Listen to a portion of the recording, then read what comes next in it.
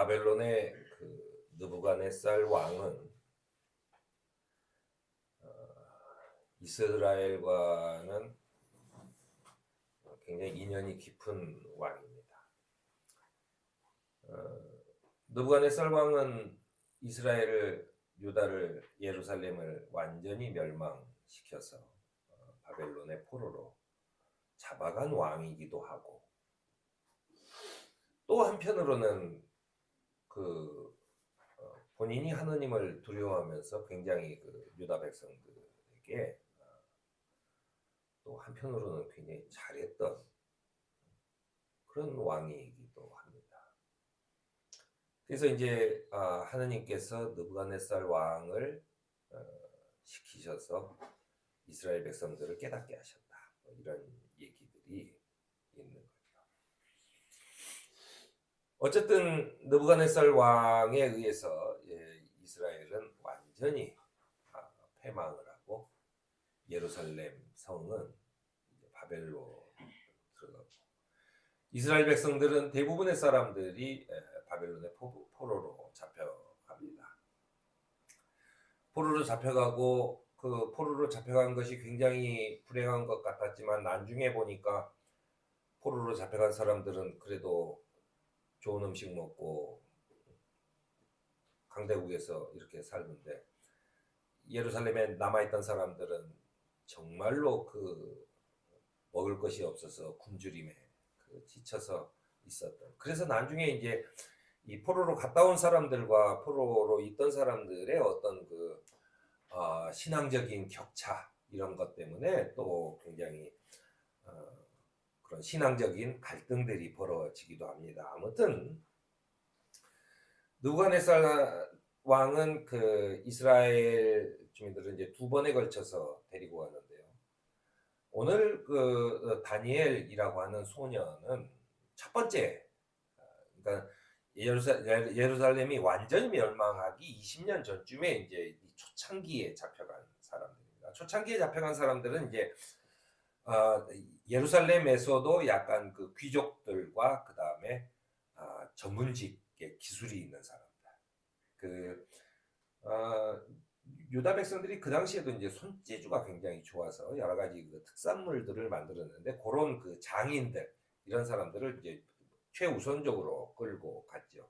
그러면서 아마도 왕족이나 귀족들 자녀들을 바벨론식 교육을 시켜야 되겠다라는 생각을 하면서 느부갓네살 왕은 이제 귀족들 자녀들을 왕궁에 데리고 있습니다. 물론 이제 정치적으로 나쁘게 얘기하면 인질 같기도 하고 그렇지만 하여튼 왕궁에서 데리고 있으면서 바벨론식의 교육을 시키죠. 바벨론은 이 이스라엘로 보면 굉장히 나쁜 나라지만 역사적으로 보면 바벨론은 굉장히 문화와 예술, 이게 굉장히 융성했던 그런 나라이기도 합니다. 그래서 이제 어쨌든 다니엘도 여기에 뽑혀서 왕궁에 들어가게 돼요. 근데 이제 오늘은 이제 그래서 다니엘서는 이제 다니엘에 관한 이야기입니다. 그런데 이 다니엘은 왕궁에 뽑혀서 들어가긴 했는데 왕궁에서 주는 어떤 음식들을 거부해요. 나는 이스라엘 사람으로서, 나는 유대 사람으로서 나는 이걸 먹지 않겠다라고 거부합니다. 조그만 소년이 그렇게 아주 당차게 얘기하는 거죠. 그러던 와중에 느부갓네살 왕이 어떤 꿈을 꿔요. 그래서 바벨론의 제자들을 모두 다 불러서 자기 꿈을 얘기하고, 이 꿈이 무슨 뜻인지를 해석을 해봐라 라고 했는데 아무도 그 뜻을 해석하지 못합니다. 그때 이제 다니엘이 하느님께 기도하는 도중에 하느님께서 네가 가서 이 꿈을 이렇게 해석을 해라라는 하느님의 말씀을 듣고 다니엘이 가서 그 꿈을 해석합니다. 그러면서 이제 느부갓네살 왕이 다니엘의 이야기를 듣고 하느님이 정말로 위대하신 신이구나 라고 하는 것을 깨닫게 돼요. 그 후에 이제 느부갓네살 왕은 이제 본인이 한 게 아니라 아마 신하들이 이제 꼬드겼겠죠. 그래서 그 두라 평지에 금으로 된 신상을 만들어서 모든 백성이 그 신상 앞에서 절을 하도록 하는 큰 제사를 지내자. 그래서 왕의 위엄을 좀 높이 알리자라고 하는데 그 만약에 여기에 동참하지 않는 사람은 풀무불에 그 던져서 죽이자라고 하는 그 왕의 칙령을 공포하게 됩니다. 근데 다니엘이 금신상에 그 절을 하지 않았어요. 그래서 이제 풀무불에 던져지죠. 풀무불에 던져졌는데 거기서도 불에 타지 않는 걸 보고 그 느부갓네살 왕은 조서를 내려서 이 왕을 시켜가지고 그 하느님의 보호를 받는 다니엘을 이렇게 죽게 만든 이자들을 전부 다 죽이라고 해가지고 오히려 그 하느님을 모욕한 사람들이 죽게 되는 그런 사건이 벌어지기도 합니다. 소년이었던 다니엘은 아까도 얘기했지만 이스라엘 1차 포로 시기에 바벨론에 잡혀갔고 에스겔이 잡혀가기보다는 이제 10년 전 일이고 예루살렘이 완전히 멸망하기까지는 이제 20년 전의 일입니다. 다니엘이 포로였지만 어쨌든 자기 조국의 예루살렘이 완전히 멸망했다라고 했을 때는 이미 한 30살쯤 된 상태에 있는 거죠. 우리는 이제 보통 다니엘이 포로 생활을 했어도 그래도 뭐 이렇게 그 집단 이주촌 이런 데에서 있는 게 아니라 왕궁에서 지냈으니까 아무래도 편했겠지라고 생각을 합니다. 우리가 생각을 해보면 그 포로로 잡혀가서 그 수용소에 있는 것과 그 수용소장의 집에서 그 허드렛 일을 하면서 하인으로 있는 것 중 어느 것이 더 편할까 생각을 해보면은 사람마다 다르겠죠.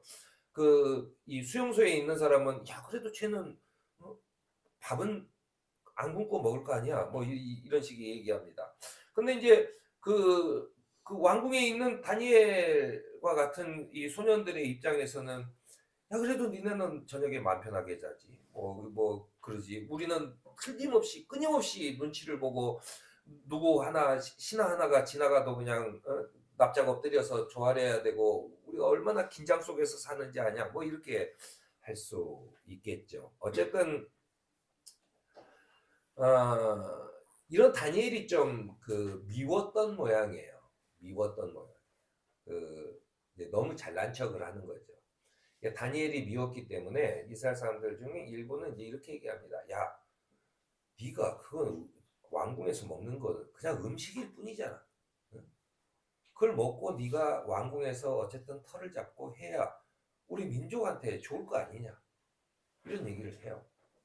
또 지혜자들 바벨론의 지혜자들조차도 해석하지 못했던 왕의 꿈을 해석을 할 때도 네가 하나님한테 들었어도 조금 애매모호하고 조금 그 왕한테 좀 좋게 이렇게 그 얘기를 해야지 신상이 무너지는 꿈이 앞으로 그 작은 나라들이 일어나서 너도 죽게 될 거다 이렇게 너 그렇게 해석을 해버리면 어떡하냐.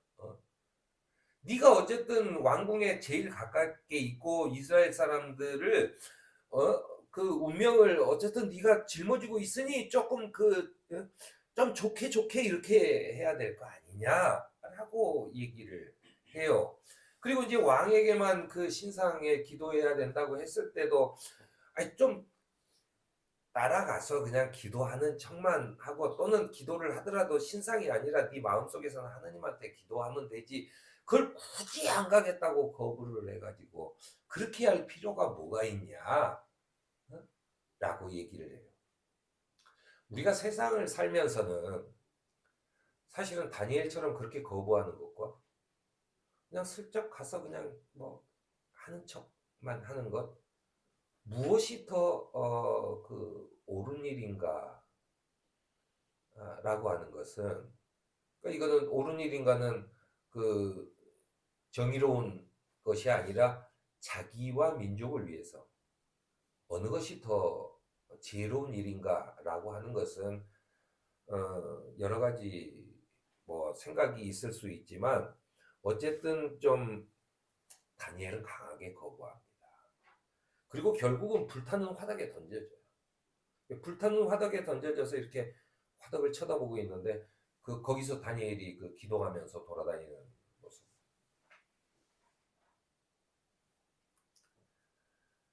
결국 다니엘은 거기 불타는 화덕에서도 살아남습니다. 다니엘은 느부갓네살 왕 때부터 그다음에 바벨론이 페르시아에 패망을 하고 페르시아의 고레스 왕, 이스라엘 백성들을 해방시킨 그 고레스 왕이 있을 때까지 70여 년을 포로로 살았어요. 그러니까는 뭐 14살에 포로로 잡혀갔다고 생각을 하면 보통 80년 이상을 살아난 겁니다. 소년 다니엘이 바벨론의 음식을 거부한 때부터 하나님께 드리는 기도를 금지한 다리우스의 금령으로 사자굴에 던져지기까지 수많은 위기와 고난을 당했습니다. 그런데 결국 노년이 될 때까지 다니엘은 살아남았다는 거예요. 우리는 이제 보통 교회를 오래 다니시는 분들은 다니엘의 설교를 한다 그러면 대충 사자굴에서도 믿음만 가지면 살아난다.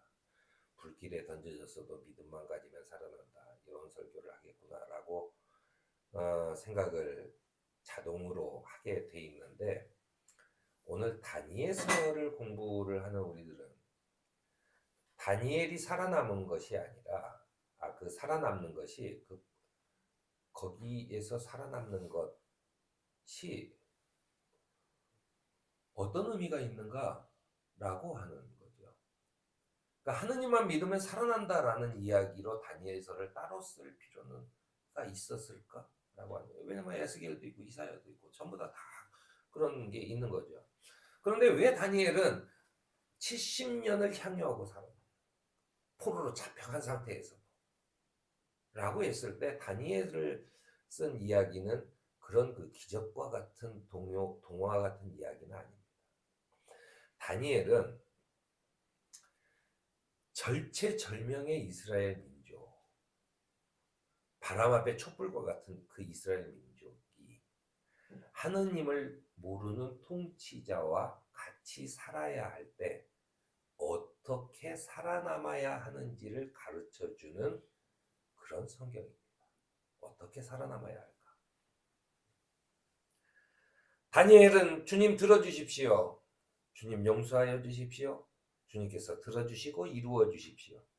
나의 하나님, 만민이 주님께서 하느님이심을 알아야 하니 지체 마십시오. 이 도성과 이 백성이 주님의 것이기 때문입니다. 라고 기도합니다.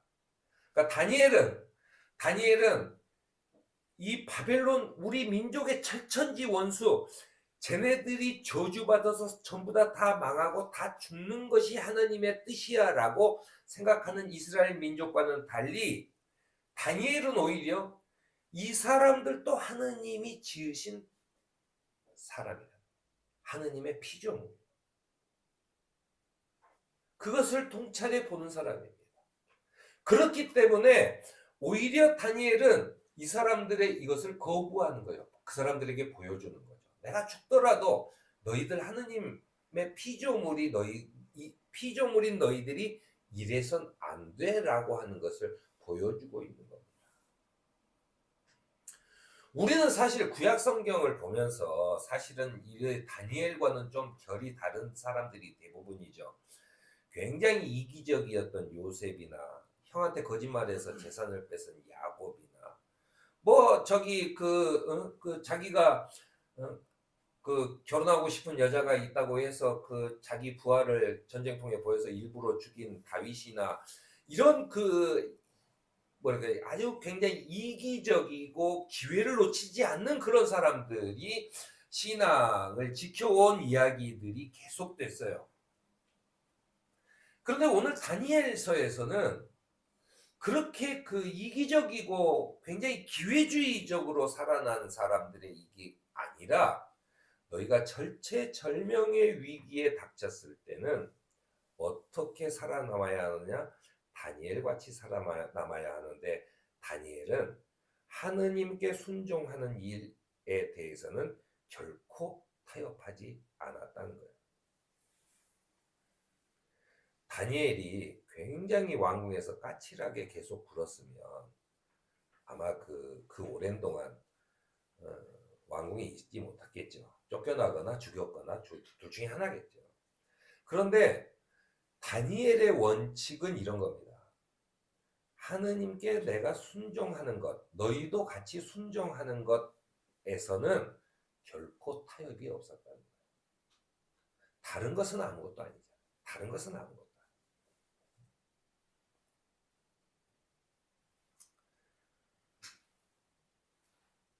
오늘 다니엘서는 다니엘은 그렇게 살아남았다고 얘기하는 거예요. 포로 생활 70년을 그리고 자기 나이 80이 넘어가도록 정말로 이 기원전이잖아요. 80년을 살았다는 것은 참 엄청난 장수를 한 겁니다. 그 이야기를 하고 싶은 거예요. 어떻게 살아남아야 돼? 하느님을 모르는 또 하느님의 정의와는 정반대로 가는 통치자와 함께 살아야 하는 그 백성들은 어떻게 살아야 하는지, 어떻게 살아남아야 하는지에 대한 이야기입니다. 서울교회가 오늘 65주년을 맞이합니다. 그동안 많은 일들이 있었고 또 많은 어려움들이 있었고 했습니다. 저렇게 해서 저 교회가 살아남을 수 있어? 라고 의심하는 사람들이 훨씬 더 많이 있지요.